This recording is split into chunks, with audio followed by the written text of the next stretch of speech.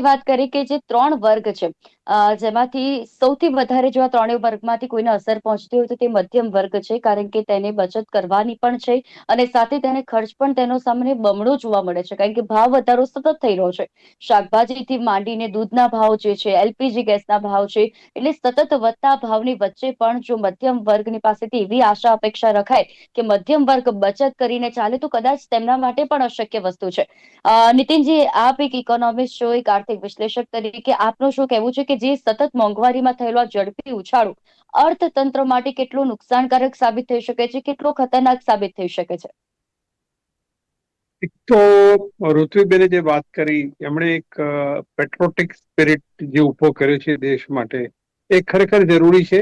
Suppose તમે અત્યારે જે આ જે પરિસ્થિતિ છે એમાં તમે આપણે આપણા કન્ટ્રીનું ના જોઈએ, ઇન્ડિયા, હમ. પાકિસ્તાન, પછી ગલ્ફ કન્ટ્રીઝ, તમે અમેરિકામાં જુઓ તો કેટલી મોંઘવારી વધી ગઈ છે. ગલ્ફ જી. કન્ટ્રીઝ કેટલા પાછળ જતું રહ્યું છે. એટલે દરેક કન્ટ્રીને આ જે ઓઇલને છે એને લીધે અસર થઈ છે. એટલે તમે જુઓ તો હું એવી રીતના માનું છું કે ઋત્વિબેન અને દવે સાહેબ પેલા સાહેબે કીધું એ પ્રમાણે આપણો દેશ અત્યારે, હું એને ઓવરઓલ કન્ડિશનમાં જોઈએ તો અત્યારે આપણો દેશ એક ડેવલપિંગ કન્ટ્રીમાં છે. અને ઓકે. મેં જે લોકો જોડે વાતો કરી તો લોકોને, આપણા દેશના યુવાનો છે, મારી ઓફિસમાં જેટલા 20-25 માણસનો સ્ટાફ છે એમાંથી કેટલાય લોકો હવે મેટ્રોમાં આવતા થઈ ગયા. એ લોકો હમ. પુલ કાર કરે છે. એ લોકો કે દેશને મદદ કરવી એ આપણી ફરજ છે. હવે હમ. ગવર્મેન્ટને કેમ આ બધું કહેવું પડ્યું? એનું મેઇન રીઝન એવું હતું કે ક્રૂડનો ભાવ $70 થી $80 હતો. એનો જી. 100 થી $115 થઈ ગયો. બરાબર. હવે આ $10 વધવાથી આપણા દેશને $15 થી $20 બિલિયન દર વર્ષે થાય. હવે હમ. 70 થી 85 જાય તો અત્યારે જે ભાવ છે ને 70 નો 100 થઈ ગયો. એટલે આપણા દેશને $60 બિલિયન નું નુકસાન જાય. હવે આ કોને પોષાય? ગવર્મેન્ટે એના માટે કન્ટિન્યુઅસ સ્ટેપ લીધા છે. હું તમને ગવર્મેન્ટે 1, 2, 3, 4, 5 સ્ટેપ લીધા છે હું તમને સમજાવીશ. પહેલી હમ. વસ્તુ, ફોરેન એક્સચેન્જ જયારે આ વોર થઈ ત્યારે $729 બિલિયન હતો. આનો અત્યારે $690 બિલિયન એ પહેલી મે એ થયો, એટલે $38 બિલિયન નો ઘટાડો થયો. અને દર વીકે આપણા $7.8 બિલિયન દર વીકે જતા રહે. આપણી પાસે અત્યારે $690 બિલિયન નું ફોરેન એક્સચેન્જ રિઝર્વ છે. એટલે આ 10 થી 11 મહિના ચાલે એવું છે.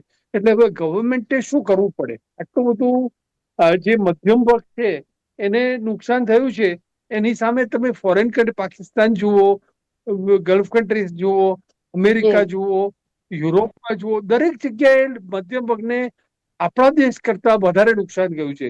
એ લોકો બહુ હમ. જ ફસાઈ ગયા છે.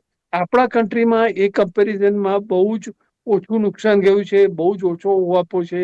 ગવર્મેન્ટે જે દિવસથી વોર ચાલુ થઈ એ પ્રમાણે એમણે 1 થી 5 સ્ટેપ લીધા છે. હું તમને પહેલો સ્ટેપ કહું કે જેવો ડોલર, મેં તમને કીધું કે આપણે ત્યાં ગયા વર્ષે $32 બિલિયન નો ડોલરમાં ગોલ્ડ લીધા હતા. હવે જો આ હમ. $32 બિલિયન અત્યારે બી લોકો ખરીદે તો જે અત્યારે જે ડોલરનો ભાવ 95 છે એની જગ્યાએ 110 થઈ જાય.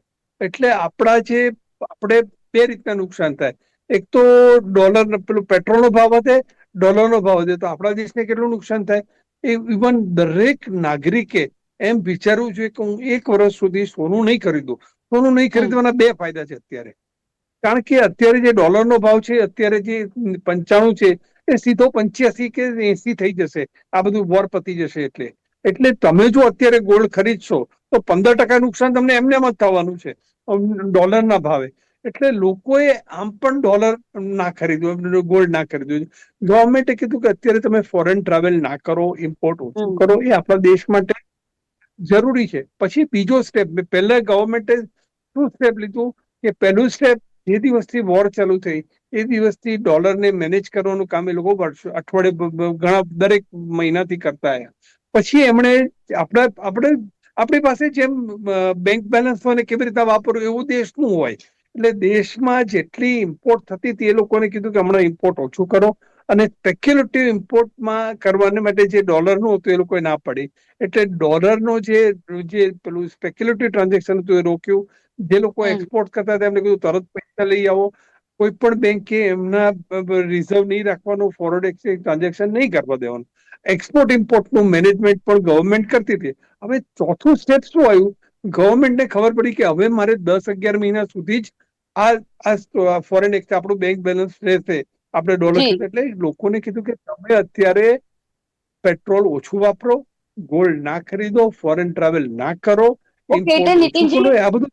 જી, એટલે નીતિનજી એમ કહેવાય કે ગવર્મેન્ટ જ્યારથી આ યુદ્ધની પરિસ્થિતિ મિડલ ઇસ્ટમાં જે પણ તણાવ વધી રહ્યો છે અને તેની વચ્ચે જ્યારથી યુદ્ધની શરૂઆત થઈ ત્યારથી જ ગવર્મેન્ટ દ્વારા ઇકોનોમિકલી જોવા જઈએ તો એવા સ્ટેપ અનુસાર જ ચાલતી આવી છે આપણી ગવર્મેન્ટ, કે જેને કારણે ભારત સરકાર એવું આયોજન કરી રહી છે કે સામાન્ય જનતાને એવો કોઈ મોંઘવારી વેઠવાનો વારો ના આવે, કોઈ પણ એવો બોજ ના પડે. પરંતુ નાની અમથી વસ્તુ પણ સામાન્ય જનતાને અસર કરતી હોય છે. જેમ શાકભાજીનો ભાવ પણ લઈએ તો તેનો વધતો ભાવ પણ જો કોઈને સૌથી વધારે અસર કરે છે તો તે સામાન્ય જનતા છે.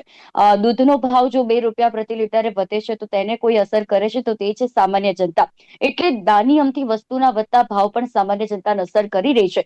સરકાર તરફથી ભલે એવો પ્રયત્ન કરાઈ રહ્યો છે કે બધું સ્ટેબલ થાય અને થઈ પણ જશે, પરંતુ આ બધાની વચ્ચે પીસાતું હોય તો તે મધ્યમ વર્ગ છે. રાજુલજી, સમયનો અભાવ છે, પરંતુ સરકારની આ અપીલ અને વધતો મોંઘવારી દર નીતિગત રીતે તમે કેવી રીતે જુઓ છો? સરકારની અપીલ અને મોંઘવારીનો દર હમ. એ બંને હું માનું છું કે પરસ્પર સામસામી દિશામાં ચાલે છે. ઓકે. મોંઘવારી દર ઘણો બધો વધ્યો છે. મેં ચર્ચાની શરૂઆતમાં જ કહ્યું એમ ઘણી બધી જગ્યાએ કોમર્શિયલ ગેસના ભાવ વધવાથી અનેક નાના નાના જે વેપારીઓ છે એની ઉપર મુશ્કેલી ઊભી થઈ છે. તમે જેમ કહ્યું એમ ગઈકાલે જ રાજકોટના એક રોડ ઉપરથી હું પસાર થતો હતો અને મેં જોયું તો 5 કે 6 માં આ દુકાન ભાડે આપવી છે અથવા વેચવાની છે એવા બોર્ડ લગાવેલા હતા. આ બધી સ્થિતિ આપણે જોઈએ તો મોંઘવારીનો દર વધી રહ્યો છે. સરકાર કઈ રીતે એને ટેકલ કરશે એ હવે પ્રશ્ન છે. આશા રાખીએ કે આ યુદ્ધનો અંત ટ્રમ્પ કાકા વહેલી તકે લાવે. ચીન ગયા છે અને ચીનમાંથી કાંઈક એમને ચર્ચાઓ થાય જી જિનપિંગ સાથે, કોઈ સમજૂતી સધાય અને આ યુદ્ધનો અંત વહેલી તકે આવે તો એ માત્ર ભારત સમગ્ર વિશ્વ માટે આ જરૂરી છે. પણ ત્યાં સુધી મોંઘવારી તો વધશે એવું તો અત્યારના અંશાલો જોતા, અત્યારના ચિહ્નો જોતા આપણે એટલું કહી શકીએ છીએ. જી, ચોક્કસ. ઋત્વિજી, સમયનો અભાવ છે. ખાદ્ય તેલનો ઓછો વપરાશ કરવાની વાત કરી તો બીજી તરફ દૂધમાં ભાવ વધારો, શાકભાજી, અનાજના ભાવ સતત વધી રહ્યા છે. ગૃહિણીઓના બજેટ પર કેટલી અસર પહોંચી રહી છે? જો શિવાનીબેન, ફરીથી કહીશ કે મોંઘવારીની ચર્ચા, મોંઘવારીની વાતો એ હકીકતને નકારવાની વાત નથી અહીંયા, પણ એ ચર્ચા પછી થઈ શકે.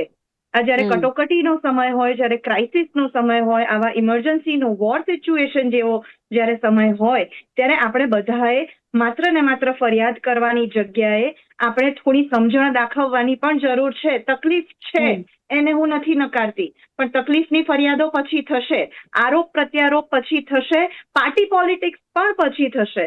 પણ અત્યારે આ જે 7 સૂચનો કરવામાં આવ્યા છે, સામાન્ય રીતે પણ મેં કહ્યું કે એમને પણ આ સારા છે. એવું નહીં કે આ ક્રાઇસિસની સિચ્યુએશનમાં એમને પણ જીવનમાં ઉતારવા જેવા છે. પણ અત્યારે તો સમજદારી દાખવવી જ રહી. આપણે બધાને એવો ચાન્સ નથી મળતો વારંવાર કે દેશ ક્યારેક તકલીફમાં હોય ને સંકટમાં હોય અને આપણે બધા કંઈક નાના અમથા પ્રયત્નો કરીને પણ દેશ માટે કંઈક કરી શકીએ.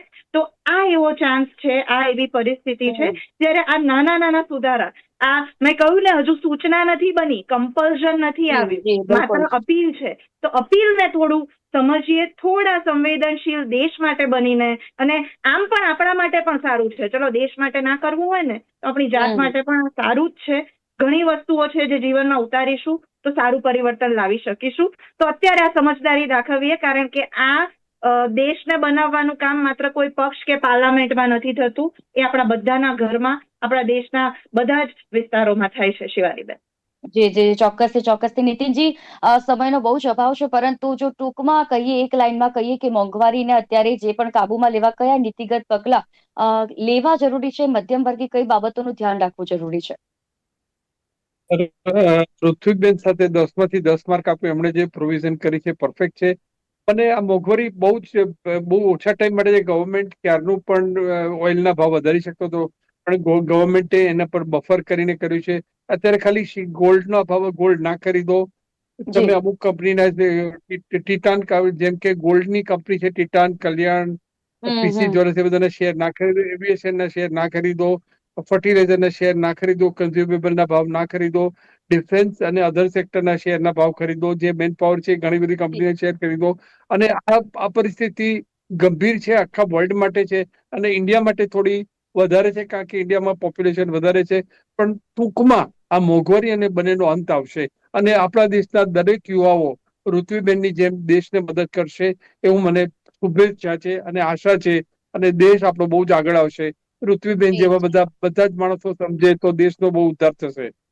જી ચોક્કસથી નીતિનજી, આપ અમારી સાથે જોડા અને ખૂબ જ સારી વાત આપે કરી. અને ઋત્વિજી, રાજુલજી, આપ ત્રણે અમારી સાથે વિશેષ ચર્ચામાં જોડાયા. ખૂબ જે આપે સમજ આપી અને મધ્યમ વર્ગે કઈ કઈ બાબતોનું ધ્યાન રાખવું જોઈએ, દેશવાસીઓ કઈ કઈ બાબતોનું ધ્યાન રાખવું જોઈએ, તે બાબતે આપણે વાત કરી.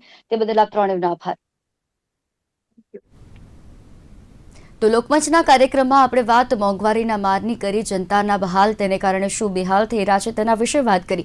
પરંતુ આ બધાની વચ્ચે જો જે પણ વિશ્લેષકો દ્વારા પણ એ જ મહત્વની વાત કહેવામાં આવી છે કે લોકોએ પણ જે સલાહ છે સરકારની તે અનુસરવી જરૂરી છે. કેટલી જગ્યા પર તો વર્ક ફ્રોમ હોમ કરી દેવાયું છે, કેટલી જગ્યાએ લોકો હવે જે જાહેર પરિવહન છે તેનો ઉપયોગ કરી રહ્યા છે. એટલે કે આપણે જેટલો સાથ સહકાર સરકારને આપીશું તેટલું જ આપણો દેશ જે છે મજબૂતાઈથી ઊભો રહેશે. અને બધાની વચ્ચે જે પણ મોંઘવારી દર વધી રહ્યો છે, પરંતુ સંગ્રહખોરી આપણે ઘટાડવી પડશે. દરેક વસ્તુ આપણને સમય અનુસાર મળવાની છે. કોઈ પણ વસ્તુના ભાવ વધવાના છે તે ડરમાં આપણે જો સંગ્રહખોરી કરીશું તો મોંઘવારીનો માર હજુ પણ વેઠવાનો વારો આવી શકે છે. માટે સરકાર જે પ્રમાણે સૂચનાઓ આપે છે તેનું પાલન દરેક નાગરિકે જવાબદારીપૂર્વક કરવું જરૂરી છે. લોકમંચના કાર્યક્રમમાં હાલ બસ આટલું જ. ફરી મળીશું નવા વિષયની સાથે. ત્યાં સુધી મને રજા આપશો. નમસ્કાર.